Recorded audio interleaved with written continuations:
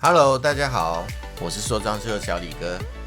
住在加拿大的朋友一定有发现，加拿大装修师傅的专业分工和华人习惯的方式很不一样。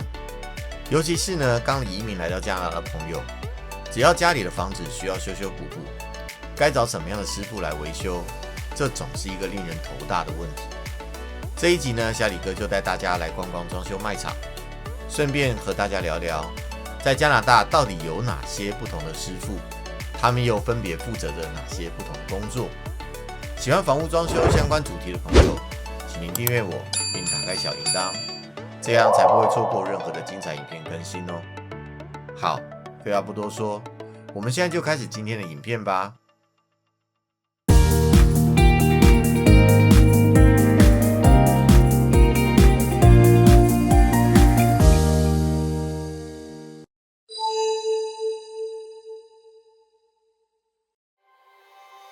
今天我们带大家来逛逛Home Depot。Home Depot 呢是北美最大的装修卖场。小李哥还记得在台湾的时候，这类的家居卖场都是一般的消费者去逛的，真正的装修从业人员还是会从专门的材料商去进货。但是在加拿大这里很不一样，因为在装修卖场里几乎可以买到所有的材料，在时间就是金钱这个前提之下，大多数的装修师傅都会选择在装修卖场进货。也就是说呢，加拿大的装修卖场最主要的客群就是像小李哥这样的装修从业人员。所以呢， Home Depot 卖场里的商品分类自然也会比较重视师傅们的喜好。比如说一位电工师傅早上走进 Home Depot 去补货，当然会希望在同一区就能买到所有要用的材料。拿了材料之后，最好还能再补几支工具，结账的时候顺便再来瓶提神饮料，这样就实在太幸福了。所以呢， Home Depot 就针对了各种不同专业师傅会用到的不同材料和工具，来划分商品的分区。一个分区呢，就代表着一个专项类别。所以啦，大家跟着小李哥走完一圈卖场，就知道加拿大有哪些专业的师傅啦。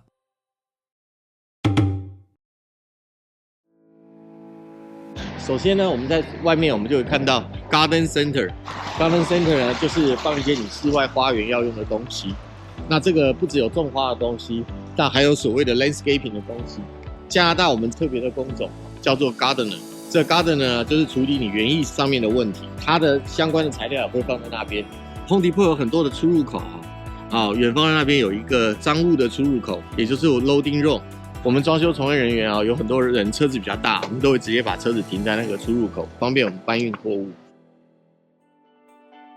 这里小李哥特别提醒大家，虽然卖场没有特别去管，但是大家如果不是要上下大型的货物，还是不要停在 loading room， 把位置让给真正需要上下货物的大型车辆。就像小李哥今天只是来买点小东西，我就会选择把车停在停车场，多走几步路，促进血液循环，也可以让自己身体更健康嘛。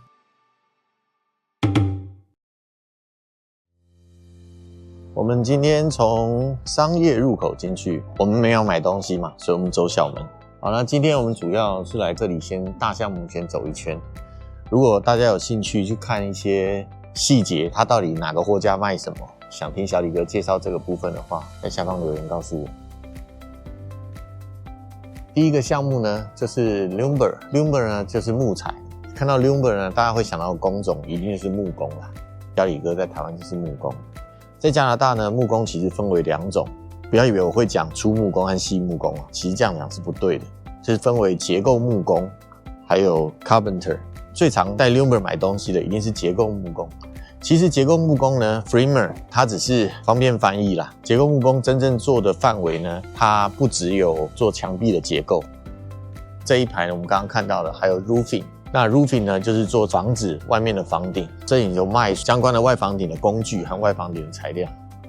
Home Depot 这边很贴心，梯子这边梯子还有踩高的东西也都在这里。也跟 lumber 相关的，这里是木线，窗户的窗线啊，门的门线啊，地下的地脚线啊，和天上的 cloud molding， 这都属于木线。好，我们这个通常会去交给 carpenter。我们看这边的大分类就是 door and window， 就是门和窗。加拿大的门是门和框一起卖的。在传统上，结构木工 Framer 主要是做房子的隔墙结构、门窗、外墙、外房顶、阳台以及围栏 fence。但是在现在，我们的分工更明确了，有做门窗的专业公司，外墙、外房顶也有专业公司。最近几年，新来的印度小哥快速的占领做围墙 fence 的市场，我们不得不佩服印度小哥的做事勤奋。在冬天下大雪的时候，他们还能在室外挖坑做围墙，主打的就是一个价格和效率，难怪他们能够生意兴隆。话说回来，这几年下来 ，Framer 走向专业化，还真就回到了字面上的意思，就是做木屋隔架。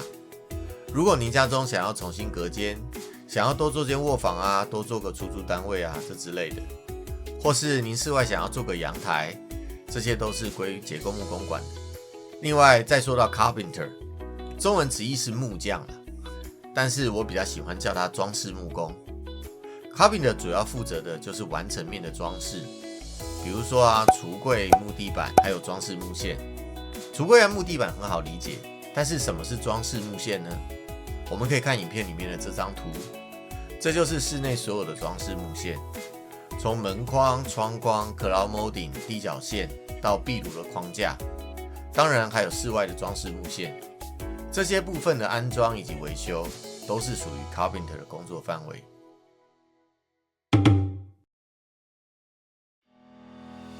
我们看这里有一个卖 drywall， 那 drywall 呢，就是我们亚洲人常讲的石膏板。那在这里呢，我们习惯叫它灰板。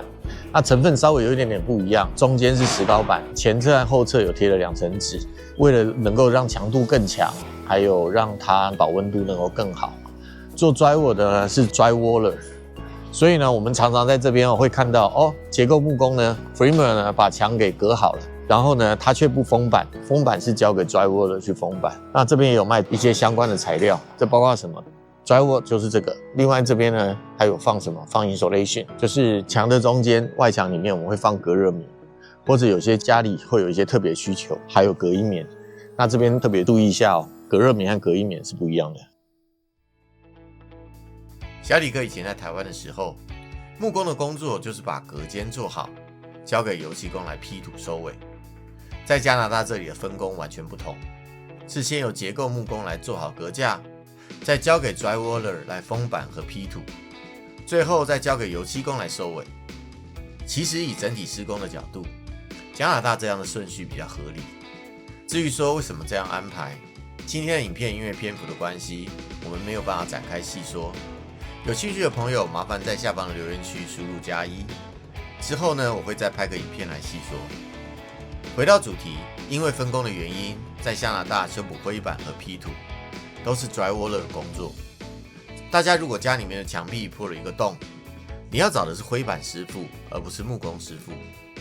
还有小李哥为什么提醒大家，保温棉不等于隔音棉呢？就是小李哥看过太多的装修案件，错把保温棉当隔音棉来塞。真正原因是什么？这我不好说。我只能说隔音棉比保温棉贵，而且还贵很多。那大家细想一下，为什么会有这么多装修师傅装错呢？不过我相信，看过小李哥今天这一集影片的朋友，肯定是不会再装错了。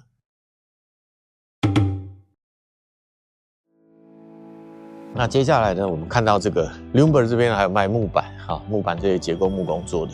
好，我们再从这边走回去，这一区呢放的是水泥。那水泥呢，在加拿大这边呢，它就是属于 masonry， 就是石匠。那会用到水泥的工人呢，还有水泥的工具的，当然就包括你是做室内室外的水泥的工作，还有室内的瓷砖。如果家里瓷砖出问题，或室内室外你有铺石板这相当的问题，这都属于 masonry。石匠呢是个历史悠久的职业，我们都知道有个很出名的组织叫做共济会。共济会的英文就是 Freemasonry。在中世纪的欧洲，石匠其实就是建筑师啦，因为那个时代的房子就是石头盖的嘛。在加拿大，房子虽然都是木屋，但是房子的地基还必须是水泥结构。一般在加拿大，住宅建筑的石匠工作大多分成了3个专业。第一就是 Foundation Builder，就是做房子地基的。如果呢你房子有地下室渗水的问题，就是要找做地基的师傅。第二就是 external mason， 就是做室外水泥的工作，比如说像车库前面的 driveway 啊，或是你要在花园里铺一个砖石走道，在门口做个石板阶梯、石板外墙的等等。第三呢就是 tile worker， 也就是瓷砖师傅。现代呢瓷砖师傅用的材料已经非常的专用化，所以呢在Home Depot有专为瓷砖师傅另开了一个专区。